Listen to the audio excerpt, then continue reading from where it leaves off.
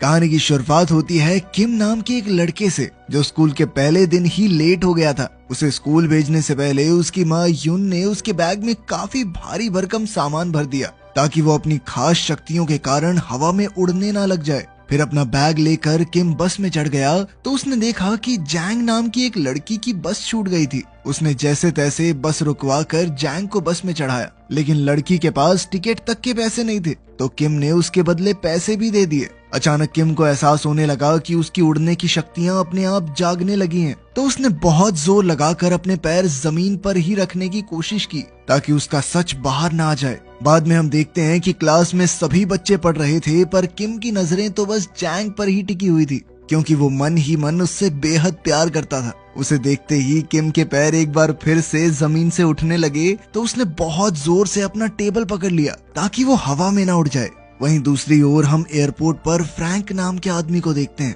उसने parking lot में मौजूद एक ट्रक में से अपने मिशन का सामान उठाया और फिर एक वर्कर का भेस बना लिया। तब ये खुलासा होता है कि फ्रैंक एक सीरियल किलर था जिसे सुपरनैचुरल कंट्रोल एजेंसी ने सोल में मौजूद अद्भुत शक्तियों वाले लोगों को मारने का काम दिया था। स्कूल खत्म होने के बाद सब बच्चे घर वापस जा रहे थे पर तभी ली नाम का लड़का जैंग को रोककर स्कूल की जिम दिखाने ले गया। क्योंकि जैंग स्कूल में नई आई थी इसलिए टीचर्स ने ली को जैंग को स्कूल दिखाने का जिम्मा दिया था। वहीं दूसरी ओर फ्रैंक अपने पहले शिकार जिनचिन के ऑफिस में पहुंचा। जिनचिन तो उसे देखते ही समझ गया कि ये कोई बहरूपिया है। जिनचिन ने उसे अकेले में ले जाकर पूछा कि वो उसका असली नाम कैसे जानता है, तो फ्रैंक ने उसे बताया कि एक कंपनी ने तुम्हें मारने के लिए मुझे यहाँ भेजा है। ये सुनते ही जिनचिन ने गुस्से में आकर अपनी जबरदस्त ताकत से गोल्फ स्टिक को कागज की तरह मरोड़ दिया और उसी से फ्रैंक पर हमला बोल दिया। फ्रैंक ने जैसे तैसे खुद को बचाया मगर जिनचिन ने उसे उठाकर बड़ी जोर से दीवार पर पटककर दीवार ही तोड़ दी। उसी पल अचानक फ्रैंक ने जिनचिन के चश्मे का कांच तोड़ दिया जो सीधा उसकी आंख में जा लगा। फिर उसने मौका देखकर एक पेन की मदद से उसकी छाती पर हमला किया और उसके दिल पर वार करके उसे वहीं मार डाला। आखिरकार उसने जिनचिन की लाश को खिड़की से बहुत दूर फेंक दिया और इसी तरह उसका पहला टास्क पूरा हुआ। फिर वो अपने ट्रक में लौट आया और अपने फोन से मैसेज भेजकर टास्क पूरा होने की खबर दी। उधर किम की माँ यून घर में साफ सफाई कर रही थी। इसी दौरान उसने अपना फोन देखा तो चारों तरफ जिनचिन के खून की खबरें आ रही थी। उधर स्कूल खत्म होने के बाद भी जैंग स्कूल में बैठकर पढ़ाई कर रही थी क्योंकि उसे स्कूल के बाद बेस्ट कॉलेज में जाना था मगर वहाँ की फीस बहुत ज्यादा थी, इसलिए मन ही मन में जैंग ने उम्मीद ही छोड़ दी थी। जब उसके पिता ने उससे पूछा कि तुम्हें पैसों की जरूरत है तो उसने झूठ कह दिया कि नहीं, मुझे तो बस स्कूल यूनिफॉर्म खरीदने के लिए पैसे चाहिए। इसके बाद हम मिनोंग जुंग नाम के एक आदमी को देखते हैं जो नेशनल सिक्योरिटी एजेंसी का डायरेक्टर था। जब उसे जिनचिन के कत्ल की खबर मिली तो उसके असिस्टेंट ने कहा कि ये तो नामुमकिन है, पर फिर भी वो उसकी मौत की खबर को सोशल मीडिया से हटाने की पूरी कोशिश करेगी। मगर मिनोंग जानता था कि शहर के सभी खास शक्तियों वाले लोगों पर खतरा मंडरा रहा है, इसलिए उसने अपनी असिस्टेंट को खुफिया हथियारों की ट्रेनिंग शुरू करने का ऑर्डर दिया। उधर किम की माँ यून ने उसके लिए डिनर बनाया और उसे खाकर किम सोने चला गया मगर वो जैंग के ख्यालों में इस कदर खो गया कि उड़ते हुए छत पे जा लगा। खैर बाद में यून अपने टेबल पर बैठी और एक खुफिया डिब्बे में से अपनी बंदूक निकालकर उसे दोबारा असेंबल करने लगी। असल में उसे शक था कि जिनचिन की मौत की खबर को दबाया जा रहा है और हो सकता है कि वो कातिल बाकी खास शक्तियों वाले लोगों के पीछे भी जाए। इस दौरान यून को अपनी कई साल पहले वाली जिंदगी याद आई जब वो किम को अपनी पीठ पर चढ़ाकर शहर में घूमा करती थी क्योंकि उसके पास रहने को कोई जगह नहीं थी। फिर एक दिन एक सुनसान शेड के मालिक ने उसे रहने को जगह दी। फिर जैसे जैसे समय बीता तो यून ने अपने बेटे के लिए एक बड़ा सा प्ले हाउस बनाया और साथ ही कई सेफ्टी नेट्स भी लगाए ताकि किम अपनी उड़ने की शक्ति को काबू करना सीख सके। पर दिक्कत ये थी कि किम अभी समझ नहीं पा रहा था कि उसकी माँ क्या कहना चाहती है और इसी वजह से उसकी ट्रेनिंग काफी मुश्किल से हुई। पर फिर भी यून ने हिम्मत नहीं हारी और कई महीने की मेहनत के बाद उसने इस शेड को बड़े से रेस्टोरेंट में बदल दिया और उसका काम अच्छा चलने लगा। उसी समय से उसने किम को बाहर खेलने से मना कर दिया और उस बेचारे ने अपना पूरा बचपन टीवी पर कार्टून सुपर हीरोज देखकर ही गुजारा, जिससे उसे लगने लगा कि वो भी एक सुपर हीरो है। अब उसने सबको अपनी शक्तियां दिखाने के लिए अपने स्कूल के दोस्तों को बुलाया और उनके सामने उड़ने लगा। उसे उड़ते हुए देखकर उसके सभी दोस्त काफी खुश थे और किम भी आखिरकार अपना राज बताकर काफी खुश था। पर वो ये नहीं जानता था कि स्कूल के प्रिंसिपल ने उसे देख लिया है। फिर शाम को किम के एक दोस्त ने भी उसकी तरह उड़ने की प्रैक्टिस करने की सोची ताकि वो भी बाकी बच्चों को इम्प्रेस कर सके। पर वो फिसल कर बुरी तरह गिर गया और उसे काफी चोट लगी। इसके बाद यून को स्कूल में बुलाकर किम की काफी शिकायत की गई, तो यून को बेवजह ही उनसे माफी मांगनी पड़ी। किम को एहसास हो गया था कि उसकी माँ को उसकी वजह से कितना शर्मिंदा होना पड़ा, तो वो बेहद दुखी हो गया और छत पर जाकर रोने लगा। मगर अचानक उसकी कमर से बंधी रस्सी टूट गई और वो तूफान में उड़ गया। पर तभी ऐन वक्त पर यून ने वहां आकर पूरे जोर से रस्सी को खींचकर अपने बेटे की जान बचाई। फिर अगले दिन सभी बच्चे स्कूल पहुंचे, पर किम और जैंग दौड़ने के बावजूद भी थोड़े लेट हो गए। पर गार्ड ने देखा कि वो कुछ ही सेकंड लेट थे, तो उसने उन्हें अंदर जाने दिया। वहीं शहर में दूसरी ओर फ्रैंक एक पुरानी लाइब्रेरी में पहुंचा और वहां का दरवाजा बंद करके मालिक के सामने जा खड़ा हुआ। उसने मालिक से पूछा कि क्या पहले वो बंक के नाम से जाना जाता था। तो उस आदमी को एहसास हुआ कि वो खतरे में है, इसलिए उसने अपनी बिजली की शक्ति का इस्तेमाल करके सभी लाइट्स बंद कर दी। इसके बाद उसने अपने रेडियो से एक बैटरी निकाली और अपने अंदर मौजूद बिजली की ऊर्जा को जागृत करना शुरू कर दिया, जिससे उसके बाल एकदम सीधे खड़े हो गए। फिर अचानक उसने फ्रैंक पर हमला बोल दिया और उसे बार बार जोरदार बिजली के झटके देने लगा। फ्रैंक ने अपनी जान बचाने के लिए किताबों का सहारा लिया और पलटवार करके बंक के हाथ से बैटरी गिरवा दी। पर जल्द ही उसने बैटरी फिर उठाई और फ्रैंक पर बिजली का जबरदस्त वार किया, जिससे फ्रैंक सीधा छत से जा टकराया। आखिरकार बंक ने अपने डेस्क से एक तस्वीर निकाली और उसे आग लगाते ही फ्रैंक का गला घोंटने लगा। उसने इतने जबरदस्त बिजली के झटके दिए कि कमरे में शॉर्ट सर्किट हो गया। अब फ्रैंक मरने ही वाला था कि ऐन वक्त पर उसने पलटकर बंक को दूर फेंक दिया और एक ही जानलेवा वार से उसका काम तमाम कर दिया। आखिरकार उसका ये शिकार भी मारा गया। फिर उसने बंक के हाथ में वो जलती हुई फोटो देखी, तो पता चला कि बंक का एक बेटा भी है। इससे फ्रैंक को काफी दुख हुआ, पर वो जल्द ही इस जगह से निकलकर अपने ट्रक में भाग निकला। उधर स्कूल में जैंग को एहसास हुआ कि स्कूल पहुंचने के लिए दौड़ने की वजह से उसकी यूनिफॉर्म से पसीने की बदबू आ रही थी। इस वजह से वो काफी शर्मिंदा थी और ऊपर से बैंग नाम का एक लड़का उसे परेशान करने लगा। उसने जैंग का स्कूल रिकॉर्ड उठाकर देखा कि वो जिम्नास्टिक्स करती है। फिर वो उसका मजाक बनाने लगा, तो ली ने उसे रोककर वापस अपनी जगह पर जाने को कहा। फिर कुछ समय बाद वो जिम में जिम्नास्टिक्स प्रैक्टिस करने गई, तो बैंग एक बार फिर उसे परेशान करने लगा। जब ली ने एक बार फिर से उसका रास्ता रोक लिया, तो बैंग ने उसे स्कूल के बाहर मिलने को कहा, जिसके लिए ली भी तुरंत तैयार हो गया। मगर वो ये नहीं जानता था कि एक टीचर उसे देख रहा था। खैर, फिर बैंग ने ली पर हमला करने की कोशिश की, मगर ली ने बड़ी ही आसानी से उसे डॉज करके जमीन पर गिरा दिया। अब बैंग ने गुस्से में जमीन से कांच की बोतल उठाई और वो ली को उससे मारने ही वाला था, पर ली ने एक ही जबरदस्त मुक्के में बैंग को पेड़ पर लटका दिया। तब यह खुलासा होता है कि ली के अंदर भी अद्भुत शक्तियां हैं। खैर, बाद में जब टीचर ने बैंग के क्लास में न होने की वजह पूछी, तो ली ने झूठ कह दिया कि उसकी तबीयत ठीक नहीं थी, इसीलिए वो जल्दी घर चला गया। फिर कुछ घंटों बाद टीवी पर बंक के खून की खबर भी फैल गई, तो यून को अपने बेटे किम की हिफाजत की चिंता होने लगी। खैर, शाम को किम और जैंग एक स्टोर में उसकी नई यूनिफॉर्म खरीदने गए और फिर उन दोनों ने साथ में खाना भी खाया। वहीं दूसरी ओर फ्रैंक बंक के हाथ से मिली तस्वीर देख रहा था कि उसे अपने अगले शिकार का खात्मा करने के ऑर्डर्स मिल गए।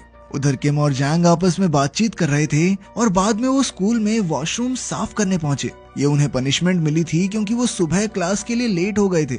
इसी दौरान जैंग की नजर किम की चोट पर पड़ी, जो सुबह उनकी टक्कर की वजह से लगी थी। तब जैंग उसके जख्म पर मरहम लगाने लगी, पर उसके करीब आने से किम इतना ज्यादा शर्मा गया कि उसके पैर जमीन से उठने लगे। अब उसने अपनी शक्तियों को छुपाए रखने के लिए जैंग को वॉशरूम से बाहर जाने को कहा, मगर उसके जाने के बाद भी किम अपनी शक्तियों पर काबू न रख सका और अपने आप हवा में उड़ने लगा। फिर अगली सुबह टीचर ने फिर से बैंग के स्कूल न आने की वजह पूछी, पर किसी को इस बारे में कोई जानकारी नहीं थी। ये देखकर ली काफी घबरा गया। स्कूल खत्म होने के बाद जब किम घर लौटा, तो उसकी माँ यून ने उसे बहुत डांटा क्योंकि उसने आने में बहुत देरी कर दी थी। उधर फ्रैंक अपने अगले शिकार की तलाश में स्कूल के दरवाजे तक आ पहुंचा। तब सिक्योरिटी गार्ड ने उसे दरवाजे से अपना डिलीवरी ट्रक हटाने को कहा, तो फ्रैंक चुपचाप वहां से चला गया। मगर गार्ड को उस पर शक हो गया था, जिसके बाद उसने किसी को फोन किया। इसी तरह कई दिन बीत गए और अब जैंग अपनी टीचर के साथ जिम्नास्टिक्स की ट्रेनिंग कर रही थी ताकि वो बेहतर खिलाड़ी बन सके। इसी दौरान ली छुप छुपा कर जैंग को प्रैक्टिस करते हुए देखता रहता, क्योंकि वो भी मन ही मन जैंग को चाहने लगा था। एक रात प्रैक्टिस के दौरान अचानक जैंग का पैर मुड़ गया और वो बुरी तरह गिर गई। उसे देखते ही ली उसकी तरफ दौड़ा, पर उसी वक्त किम भी वहां आ गया, जिसके बाद ली बीच में ही रुक गया। दरअसल जैंग को दर्द में देखकर किम तुरंत उड़कर वहां पहुंच गया था, पर जैंग ने बताया कि मुझे ज्यादा चोट नहीं लगी है, और फिर वो वापस से ट्रेनिंग में जुट गई।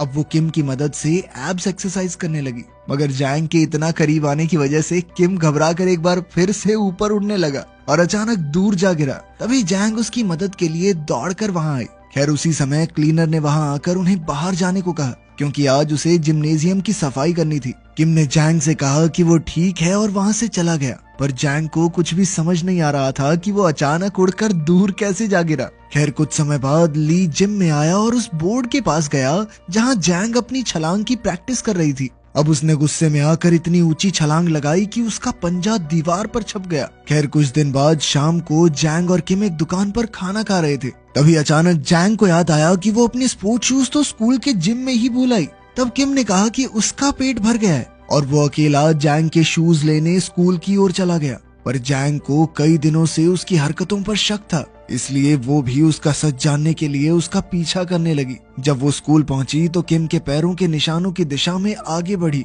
और तभी उसे वो सभी पल याद आए जब उसने अपनी आंखों से किम को उड़ते देखा था। इसी तरह वो दूसरी मंजिल पर पहुंच गई, पर यहाँ पैरों के निशान गायब हो गए। तो उसने किम को आवाज दी। जल्द ही किम वापस आया तो जैंग ने उससे पूछा कि जब भी वो करीब होते हैं तो वो इतनी अजीब तरह से बर्ताव क्यों करता है। पर किम ने कहा कि ऐसा कुछ नहीं है, मैं तो नॉर्मली ऐसा हूँ। बाद में किम अपने बैग में कुछ ढूंढ रहा था तो जैंग ने देखा कि उसकी बैंडेज उतरने वाली थी, तो वो बैंडेज ठीक करने लगी, पर उसके छूते ही किम इतना शर्मा गया कि वो उसी पल हवा में उड़ गया और सीधा छत से जा चिपका। उसे देखकर जैंग हक्की बक्की रह गई, पर अब उसने किम को बचाने का तरीका ढूंढा। वो एक डब्बे के ऊपर चढ़कर किम की ओर कूद गई और उसे खींचकर अपने साथ जमीन पर ले आई। फिर उसने फटाफट किम को उसका भारी भरकम बैग दिया और आखिरकार सब नॉर्मल हो गया। इसके बाद वो स्कूल से चले गए, पर वो ये नहीं जानते थे कि सिक्योरिटी गार्ड ने कैमरास के जरिए ये सब देख लिया था। उधर घर पर यून डिनर बना रही थी और जब उसने देखा कि किम घर आ गया है तो वो दरवाजे पर गई। उसने देखा कि किम के साथ जैंग भी थी, तो उसे बेहद खुशी हुई, क्योंकि काफी समय बाद किम किसी दोस्त को घर लाया था। उसने जैंग को डिनर के लिए रुकने को कहा। वहीं दूसरी ओर फ्रैंक एक ब्यूटी सैलून में गया तो उसकी मुलाकात होंग नाम की एक लड़की से हुई। फ्रैंक ने उसे अपना हेयर कट करने को कहा। हेयर कट के दौरान ही फ्रैंक ने कहा कि वो उसकी सच्चाई जानता है। उसने होंग को नाजू कहकर बुलाया, जो कि उसका असली नाम था। ये सुनते ही नाजू ने तुरंत उस पर कैंची से जोरदार हमला बोल दिया, पर फ्रैंक ने भी उसी पल खड़े होकर उसे जमीन पर पटक दिया। तब ये खुलासा होता है कि फ्रैंक का शरीर किसी भी जख्म को कुछ ही पलों में भर देता था। जैसे ही उसने अपने चेहरे से कैंची बाहर निकाली तो नाजू उस पर गोलियां चलाकर दूसरे कमरे में भाग गई। फिर उसने बड़ी बंदूक निकाली और अपनी एक्सरे विजन की शक्ति से उसने फ्रैंक को दीवार के आर पार देख लिया। तब उसने धुआंधार गोलीबारी चालू कर दी। इधर फ्रैंक भी नाजू का काम तमाम करने दौड़ा और दीवार तोड़कर नाजू पर कूद पड़ा, लेकिन नाजू ने एक बार फिर उस पर गोलियां चला दी। पर जल्द ही उसे एहसास हो गया कि इन गोलियों का फ्रैंक पर कोई असर नहीं हो रहा, तो वो तुरंत किचन में गई और अपनी खास बंदूक निकाली। जल्द ही उसने कमरे में मौजूद पाइप्स पर गोलियां चला दी, जिससे पाइप्स में से गैस लीक होने लगी। इसी धुएं की आड़ में छुपकर नाजू ने फ्रैंक पर धुआंधार गोलियां चलाई। इसी दौरान नाजू को भी गोलियां लगी, पर फिर भी उसने अपनी बड़ी शॉटगन निकाली और फ्रैंक पर जोरदार वार किया, जिससे वो एक शेल्फ से जा टकराया। इसके बाद नाजू ने उसकी तरफ भागकर शॉटगन से जानलेवा वार किया, जिससे वो बहुत दूर जा गिरा। तब फ्रैंक फटाफट एक कॉरिडोर में छुप गया ताकि उसकी शक्तियां उसके सारे घाव भर दें। ठीक होते ही वो नए जोश के साथ बाहर आया और नाजू के शॉट से बचते हुए उसकी तरफ दौड़ा। उसने एक जबरदस्त किक से नाजू को गिरा दिया और फिर उसका गला घोंटने लगा। तब नाजू ने अपनी कैंची उसकी टांग में घोंप दी। इसके बाद उसने इसी कैंची से उसकी गर्दन पर वार किया, पर फ्रैंक ने पहले ही उसे रोक दिया। अब उसने नाजू का गला दबाते हुए उससे पूछा कि आखिर सभी खास शक्तियों वाले लोग अपने बच्चों को क्यों छुपा रहे हैं। नाजू अपनी आखिरी सांसें गिन रही थी, पर फिर भी उसने सच नहीं उगला। उसने कहा कि तुम एक आम किलर हो और गैंगो तुम्हें देखते ही तुम्हारा काम तमाम कर देगा। खैर ये सुनकर फ्रैंक को गुस्सा आया, जिसके बाद उसने नाजू के गले में कैंची मारकर उसकी जान ले ली। उसने कहा कि चाहे वो उसे अपने बच्चों का पता ना बताए, मगर जब तुम मरेगी तो फ्यूनरल पे आएंगे ना वो। उधर किम और जैंग उसके कमरे में खाना खा रहे थे कि तभी किम एक बार फिर से उड़कर छत पर जा लगा, तो जैंग ने फिर से उसकी नीचे आने में मदद की।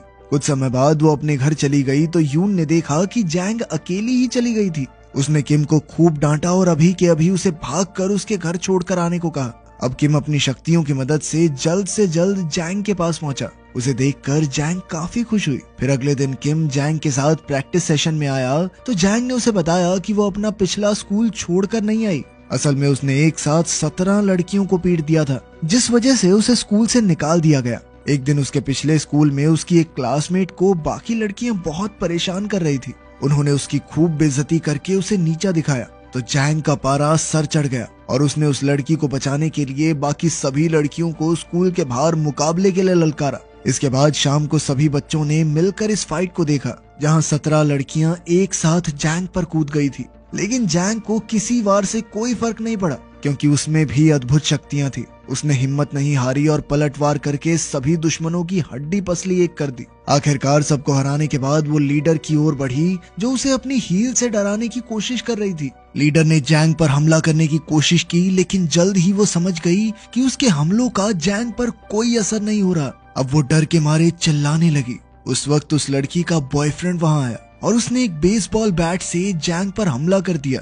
वो उसे जमीन पर गिराकर बार बार मारता रहा, लेकिन फिर जैंग ने एक पत्थर उठाकर लड़के के पैर पर दे मारा और उसी के बैट से लड़के के सर पर वार कर दिया। इस घटना के बाद जैंग को स्कूल से निकाल दिया गया और उसके पिता को मामला सुलटाने के लिए काफी पैसे भी भरने पड़े। उधर नाजू के अंतिम संस्कार पर फ्रैंक उसके बच्चों से मिला, लेकिन उनसे अपनी माँ के बारे में प्यारी प्यारी बातें सुनकर फ्रैंक का दिल टूट गया और उसने उन्हें मारने का प्लान कैंसिल कर दिया। उधर नेशनल सिक्योरिटी एजेंसी आम लोगों से म्यूटेंट्स के वजूद को छुपाने की हर कोशिश कर रही थी। आखिर में हम देखते हैं कि उस बिजली की ताकत वाले म्यूटेंट का लड़का अपने पिता की मौत का बदला लेने के लिए उसके कातिल को ढूंढ रहा था और उसके अंदर भी अपने पिता की तरह खास शक्तियां मौजूद थी।